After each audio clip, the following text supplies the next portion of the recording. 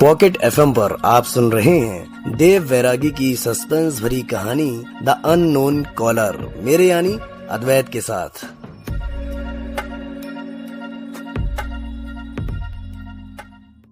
मेरे दिमाग में फिर से सवाल उठने लगे थे, लेकिन उन सवालों पर विचार करने का अभी समय नहीं था। इसलिए मैंने मंडलोई की तरफ देखते हुए कहा, वो कातिल बहुत दिमाग वाला है मंडलोई। और कुछ बताया राकेश ने? हाँ सर, सबसे अहम बात तो ये पता लगी कि नोट कोई आम आदमी नहीं बना सकता। ऐसे नोट या तो कोई मिलिटेंट बना सकता है या फिर कोई इंजीनियर।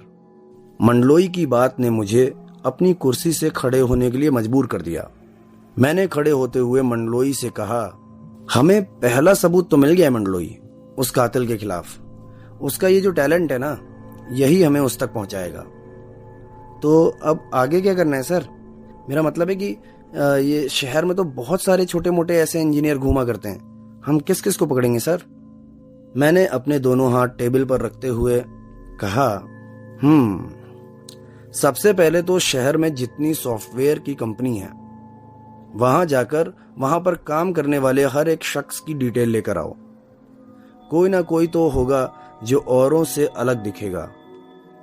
तब मंडलोई ने पूछा, लेकिन सर, अगर वो इंजीनियर किसी कंपनी में काम ही ना करता हो सकता है कि वो किसी छोटी मोटी दुकान में ही काम करता हो। मैं मंडलोई की बात से सहमत था। मेरे हाथों में लगी इस नई कड़ी की जड़ मेरे हाथों से फिसलती हुई मैं साफ देख सकता था।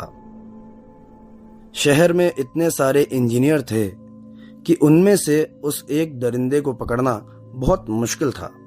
फिर थोड़ा सा सोचते हुए मैंने कहा, तुम्हारी बात भी सही है मंडलोई, हम कब तक और कहां कहां भटकेंगे उस एक के पीछे। इससे अच्छा तो तुम एक काम करो कि शहर में उन लोगों का पता लगाओ जिन्होंने कुछ नए इन्वेंशन किए हों या फिर जो अभी किसी प्रोजेक्ट पर काम कर रहे हों। अगर उन लोगों का पता लग गया तो शायद हम उस कातिल तक पहुंच जाएं। ठीक है सर। क्या कबीर उन इंजीनियर्स में उस साइलेंट किलर तक पहुंच पाएगा या फिर उन नोटों द्वारा वो किलर कबीर को भटकाने की कोशिश कर रहा है? मंडलोई के जाते ही केलकर मेरे केबिन में घुसा। कानूनी सलामी देने के बाद मैंने केलकर को अपने सामने रखी हुई कुर्सी पर बैठने को कहा। बोलो केलकर, क्या खबर लेके आए हो? खबर तो कुछ मिल ही नहीं रही है सर। इतने सालों की पुलिस की नौकरी में ये पहला केस देख रहा हूं सर, जहां मुझे एक भी सुराग ही नहीं मिल रहा है। एक मुस्कुराहट के साथ मैंने उससे कहा, मेरा भी हाल कुछ तुम्हारे जैसा ही है केलकर। वैसे तुम्हारे लिए एक खबर है मेरे पास। कौन सी खबर सर? केलकर ने थोड़ा सा जिज्ञासु होकर पूछा। मैंने केलकर को उन नोटों के नकली होने की बात बताई और कातिल के इंजीनियर होने के बारे में बताया। सर, मुझे तो पूरा यकीन है कि मंडलोई उन इंजीनियर्स में से उस कातिल की शिनाख्त कर लेगा। तब मैंने अपनी टेबल पर रखी हुई फाइलों को एक तरफ हटाते हुए थोड़ा ठिठकते हुए केलकर से पूछा, कुछ पता चला क्या विक्की का? उसे गोली का घाव इतना गहरा दिया था कि बिना अस्पताल जाए वो अपने अंदर से गोली नहीं निकाल सकता था। जब से उस साले को गोली लगी है, तब से शहर का एक एक अस्पताल, एक एक दवाखाना और यहाँ तक कि आयुर्वेद के विशेषज्ञ से भी मैंने पूछताछ कर ली, मगर कुछ हासिल नहीं हुआ। यार, मेरी तो समझ में ये नहीं आ रहा कि विक्की आखिर गोली निकालने गया कहाँ होगा। अस्पताल ना जाना तो समझ आता है, लेकिन किसी वैद्य या हकीम के पास ना जाना मेरी समझ से बाहर था।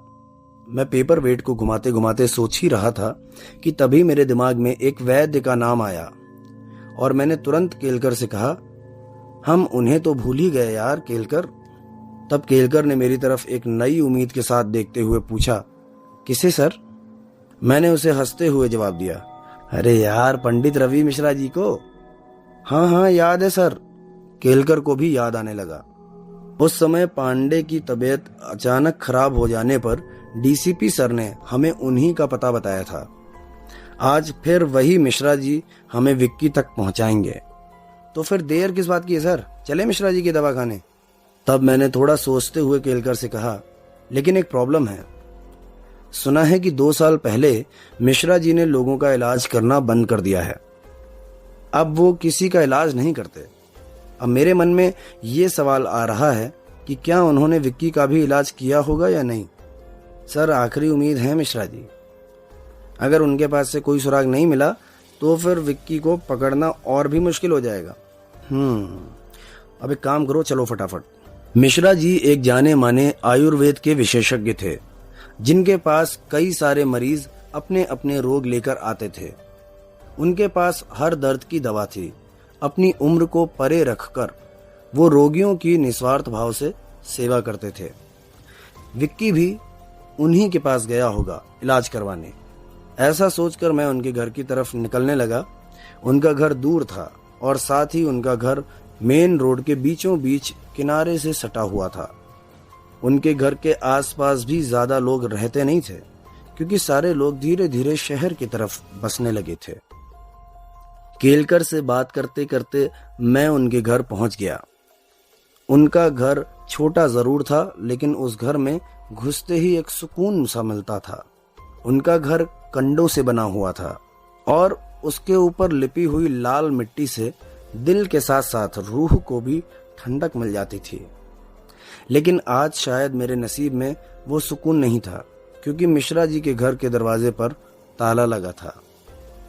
अब क्या करें केलकर, हमारे नसीब में तो उनके दर्शन आज लिखे ही नहीं है। कोई बात नहीं सर, थोड़ी देर वहाँ चाय वाले के यहाँ चलते हैं, थोड़ा इंतजार कर लेते हैं, शायद हम थोड़ी देर बाद आ जाएं। केलकर के कहने पर मैं उसके साथ वहां चाय की टपरी पर जाने लगा। रोड के उस पार ही टपरी थी। मैं रोड क्रॉस करने ही वाला था कि तभी केलकर ने कहा, सर एक बात पूछना था सर। पूछो।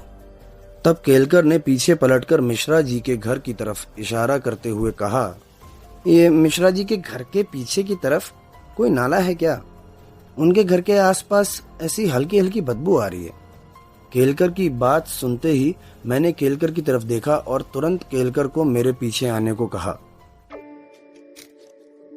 तो दोस्तों, कहानी यूं ही जारी रहेगी और इसके नए मोड़ को जानेंगे नेक्स्ट एपिसोड में। तब तक के लिए stay tuned and keep listening to pocket FM।